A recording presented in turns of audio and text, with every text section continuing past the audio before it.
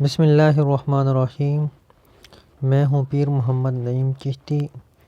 میں نے آپ حضرات کے لیے ایک ایسا وظیفہ لایا ہے کہ اگر کسی کے اوپر جادو کے ذریعے سے اس کے مال کو بند کر دیا گیا ہو، بہت سارا مال وہ جمع کرتا ہو، بہت کمائی کرتا ہو اور اس کے باوجود برکت نہ ہو، تو اس کے لیے میں نے وظیفہ لایا ہے کہ اگر کمائی میں برکت نہ ہو تو اس شخص کو چاہیے کہ صبح اور شام اول آخر درود شریف کے ساتھ 11 مرتبہ سورۃ فاتحہ پڑھ کر 41 مرتبہ یا نافع پڑھے۔